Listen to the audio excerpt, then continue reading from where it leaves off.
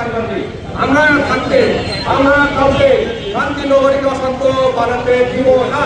এটিকে শক্ত হতে আমরা প্রতিহত করব এবং আমরা আরেকটি অনুরোধ জানাতে চাই, রাজশাহী প্রেস ক্লাবের মতো একটি প্রতিষ্ঠিত পুরাতন প্রেস ক্লাব, এই প্রেস ক্লাবে এই দলে কখনো ওয়েল্ডিং মিস্ত্রিকে পথ দিয়ে তাকে পুনর্বাসন করার চেষ্টা করছে, তাদেরকে আমরা বলতে চাই আমরা শ্রদ্ধাভাজন ব্যক্তি আমাদের মানুষ ভাই এবং শ্রদ্ধাভাজন ব্যক্তি আমাদের সাইদুর রহমান ভাইকে বলতে চাই, সভাপতি সাইদুর রহমান ভাইকে বলতে চাই, আপনারা এরকম যদি দুষ্কৃতিকারীকে ধন্যবাদকে প্রেস ক্লাবে রাখে তাহলে প্রেস ক্লাব আপনার বিতর্কিত হবে। আপনি রাজশাহী প্রেস ক্লাবের দিকে সবাই সাংবাদিকরা বিমুখ হবে এবং মুখ ফিরিয়ে দিবে। তাই অবিলম্বে আপনারা আপনাদের সাংগঠনিক ব্যবস্থা নিলে এটা আমি জানাই আপনাদেরকে এবং ধন্যবাদ জানাচ্ছি যারা এখানে উপস্থিত আমার ছোট বড় ভাই সাংবাদিকরা আমাদের এবং আমার সহকর্মী সহ যারা নিজের প্রতি সবাইকে ধন্যবাদ জানাই এবং আইন শৃঙ্খলাবাসীকে ধন্যবাদ জানাতে চাই। আপনাদেরকে আমরা সহযোগিতা সচেতন করবো, কিন্তু আমাদের একটি দাবি, আপনি অতি বিলম্বে আপনি এই আসামিকে দূরে দিল এবং কোথায়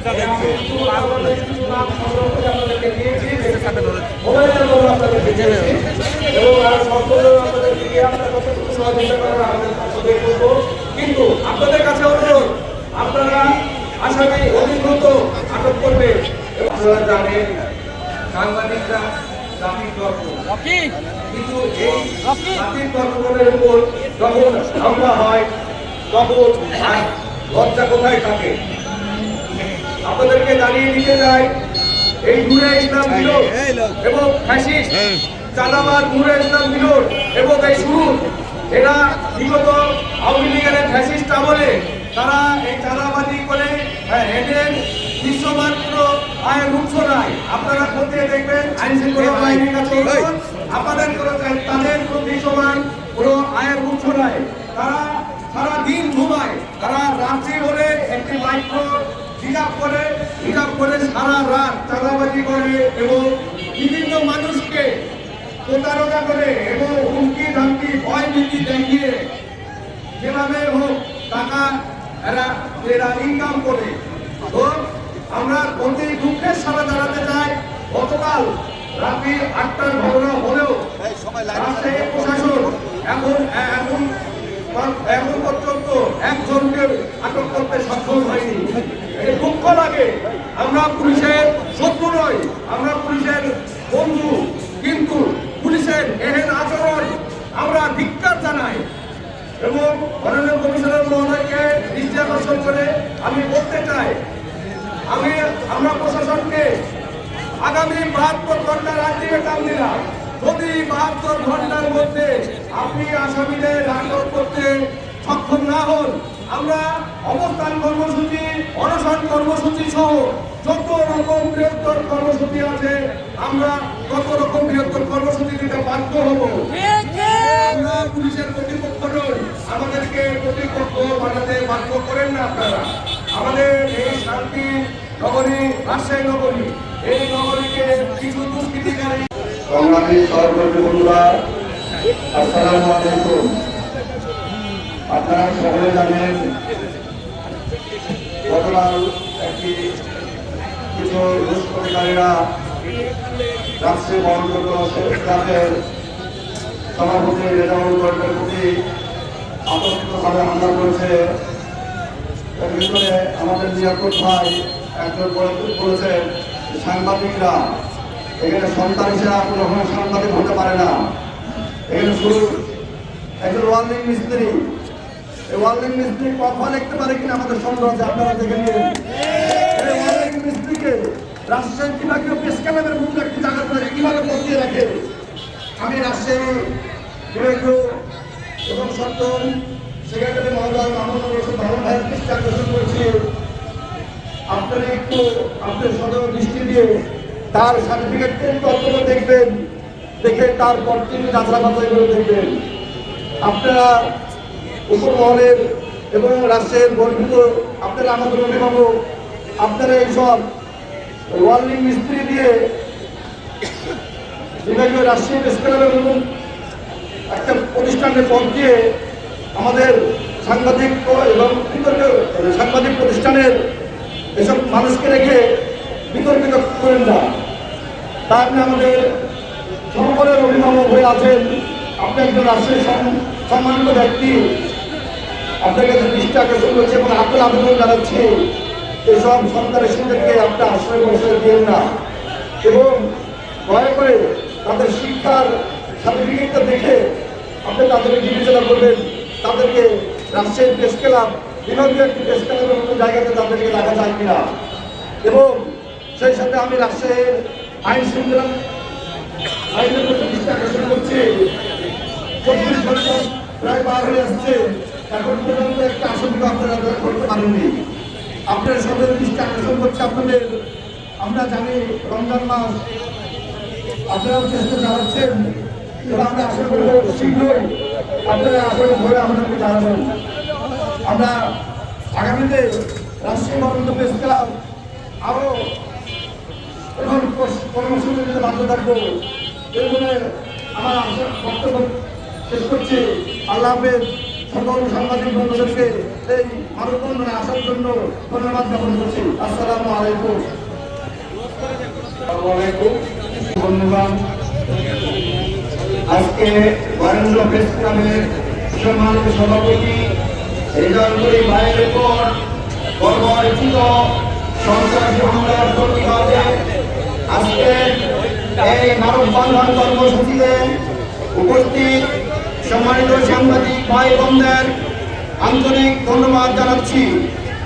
আমরা অত্যন্ত দুঃখের সঙ্গে জানাচ্ছি বরেন্দ্র প্রেস ক্লাবের সম্মানিত সভাপতির উপর সন্ত্রাসী কায়দায় একদল সন্ত্রাসী সারা রাতের অন্ধকারে, দিনে ঘুমিয়ে রাতের অন্ধকারে চাঁদাবাজিদের নামে সেই সমস্ত সন্ত্রাসী সাংবাদিক নামধারী সন্ত্রাসীদের অবিলম্বে গ্রেপ্তারের দাবিতে আজকের এই মানববন্ধন কর্মসূচি। সম্মানিত সহযোগী বন্ধুগণ, আপনারা জানেন এই সমস্ত সন্ত্রাসী যারা রেজাউল ভাইয়ের উপর অতর্কিত হামলা চালিয়ে গুরুতর আহত করে হাসপাতালের বেডে শয্যাশায়ী অবস্থায় রেখেছে, আমরা লক্ষ্য করেছি প্রশাসন এখন পর্যন্ত তাদেরকে গ্রেপ্তার কিংবা আইনের আওতায় আনতে ব্যর্থ হয়েছে।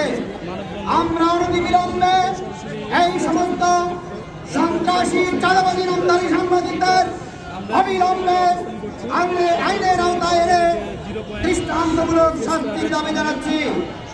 সম্মানিত সহযোগী বন্ধুগণ, সাংবাদিকদেরকে বলা হয় সমাজের দর্পণ, কিন্তু আমরা কি লক্ষ্য করেছি এই সমস্ত চাঁদাবাজ, এই সমস্ত সন্ত্রাসী কখনোই সমাজের দর্পণ হতে পারে না। আমরা অনতিবিলম্বে এই সমস্ত চাঁদাবাজ সন্ত্রাসীদেরকে রাজশাহী থেকে নির্মূল করে রাজশাহীতে একটা শান্তি সুশৃঙ্খল রাজশাহী মহানগরীকরণ সম্মানিত প্রশাসনকে আহ্বান জানিয়ে রাজশাহীতে শান্তি সুবিধাস বজায় জন্য রাজশাহীতে আইন শৃঙ্খলা বাহিনীকে সতর্ক অবস্থানে থেকে এই সমস্ত চাঁদাবাজ সন্ত্রাসীদের অবিলম্বে গ্রেপ্তারের তথ্য আহ্বান জানিয়ে আমি আমার সংক্ষিপ্ত বক্তব্য শেষ করছি। সবাইকে ধন্যবাদ।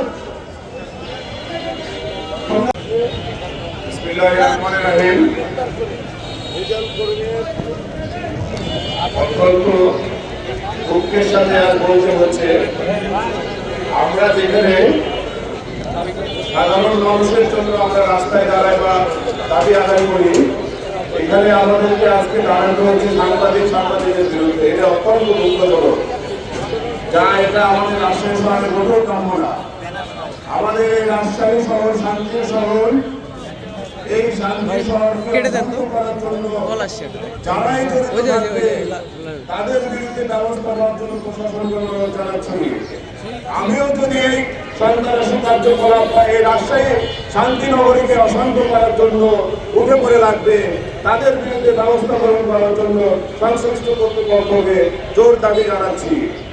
রাজশাহী বরেন্দ্র প্রেস ক্লাবের সংগ্রামী সভাপতি রেজাল করিম ভাইয়ের উপরে সন্ত্রাসী হামলার তীব্র নিন্দা ও প্রতিবাদ জানাচ্ছি।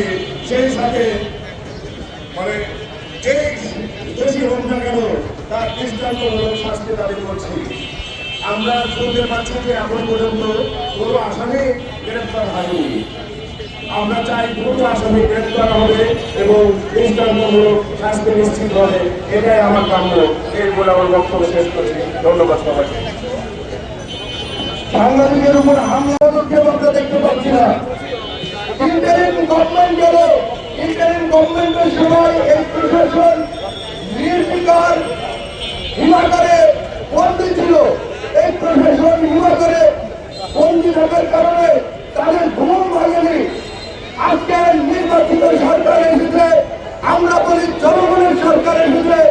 আজকে সাংবাদিকরাও তো জনগণের ব্যাপারেই পড়ে। আজকে একজন সাধারণ মানুষ এখানে নিরাপদ নয়, একজন কাজকারী, একজন পেশাদার সাংবাদিক যখন রাস্তায় নিরাপদ নয়, তখন আর কে নিরাপদ থাকতে পারে? আমরা অবিলম্বে এই সন্ত্রাসীদের গ্রেফতার এবং সুবিচার আশা করছি। সেই সাথে একটি কথা বলতে চাই, আপনারা ভুলে যাবেন না 5 আগস্টের পরবর্তীতে অথবা পূর্বে ভুল করেছিল, সেটি কিন্তু তাদের সামনে স্পষ্ট। মানববন্ধনের কথায় বক্তব্য রাখেন রাজশাহী বরেন্দ্র প্রেস ক্লাবের সাধারণ সম্পাদক জনাব শামসুল ইসলাম। করে যে আমরা নিরাপদ নয়, যে বা যারা এই ঘটনার সাথে আকর্ষণ করছি, অনতিবিলম্বে তাদের গ্রেপ্তার করে দৃষ্টান্তমূলক শাস্তির ব্যবস্থা করা হোক। এই শাস্তি এমন শাস্তি সকলের দীর্ঘায়ু সুস্থ কামনা করে এখানে আমাদের বক্তব্য শেষ করছি। আমাদের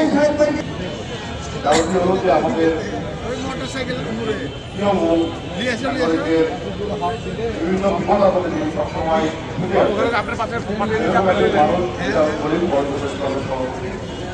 তার উপরে হামলা ঘটনা তখন তার উপরে এই হামলার ঘটনাটি ঘটে, তাকে ছুরিকাঘাত করা হয় এবং দুর্বৃত্তরা একটি মাইক্রোবাস ভাড়া করে এই হামলাটি চালিয়ে। আমরা মনে করছি যে রেজাউল করিমকে হত্যার উদ্দেশ্যে পরিকল্পিতভাবে মাইক্রোবাস ভাড়া করে সন্ত্রাসীদের নিয়ে এই হামলার ঘটনাটি ঘটেছে। নানাজন নানা কথা বলছেন, নানাভাবে এই বিষয়টিকে চিহ্ন করে দেওয়ার চেষ্টা হচ্ছে। আমরা বলতে চাই, অপরাধী যেই হোক তার অপরাধী ছাড়া অন্য কোনো পরিচয় দিতে পারে না। অপরাধী অপরাধী। পুলিশের কাছে আমাদের আহ্বান, ইতিমধ্যে মামলা হয়েছে, তদন্ত করে বের করা হোক কারা কারা এই ঘটনায় জড়িত আছে। আশেপাশে অনেক সিসিটিভি ফুটেজ আছে। ইন্টারিম রেজাউল করিম ছাড়াও তার সহকর্মী এবং অন্যান্য ছিলেন, তাদের মুখ থেকে শুনে এই ঘটনায় যারা জড়িত তাদের দৃষ্টান্তমূলক শাস্তি দাবি করছে। আমরা বলতে চাই, সাংবাদিকদের মধ্যে এই ঘটনাকে ঘিরে একটু মনোজ্ঞ তৈরির চেষ্টা চলছে। আপনারা কেউ বিভ্রান্ত হবেন না।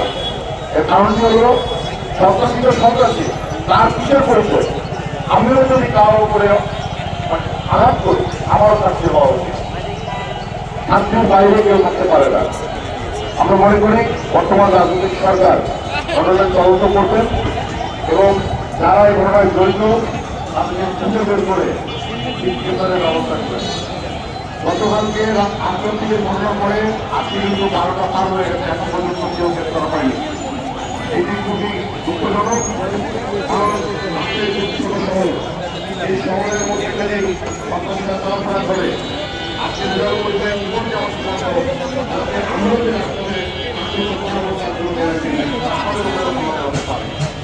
আমরা সবাইকে নিরাপদ আছে বিষয়টা এরকম না। সবাই ঝুঁকির মধ্যে আছে। আমরা প্রশাসনের কাছে আহ্বান জানাবো, আপনারা আমাদেরকে ঝুঁকিমুক্ত করবেন এবং যারা এই ঘটনায় দায়ী তাদেরকে খুঁজে বের করে গ্রেপ্তার করে দৃষ্টান্তমূলক শাস্তির আওতায় নিয়ে আসবেন। আমরা মনে করছি রেজাউল করিমের উপরে হামলার ঘটনায় বরেন্দ্র প্রেস ক্লাব আরো কঠোর কর্মসূচি দেবে। সেই কর্মসূচিতে আজকে যেসব সাংবাদিক বন্ধুরা এখানে আসেননি, আমরা তাদেরও প্রত্যাশা করছি। আপনারা মনে করবেন যে ঘরে বসে থেকে যে আপনারা নিরাপদ আছেন, এরকম কিন্তু না। আজকে আপনার উপরে যখন হামলা হবে তখন অন্যরাও কিন্তু প্রতিবাদ করতে যাবে না। তাই একজনের উপরে হামলা আছে, এখনই সবার একমত হয়ে এই হামলার প্রতিবাদে রাস্তায় নামা উচিত এবং আগামী দিনে কেউ যেন কোনো সাংবাদিকের দুঃসাহস না দেখে। আজকে এই সমস্ত সবাইকে ধন্যবাদ যারা আজকে এই কর্মসূচিতে এসেছেন। বন্ধুদের যে কর্মসূচি ঘোষণা করবে তার সঙ্গে আগামী থাকার প্রতিশ্রুতি ব্যক্ত করে আমি আমার বক্তব্য শেষ করছি। ধন্যবাদ সবাইকে। সাদত ভাই ওটা নিন। বছরের পর বছর কেটে যায়, সাংবাদিক হত্যা হয়, সাংবাদিকের উপর হামলা হয়, সাংবাদিক নির্যাতন হয়, কিন্তু আমরা একটা বিষয় স্পষ্টভাবে লক্ষ্য করি,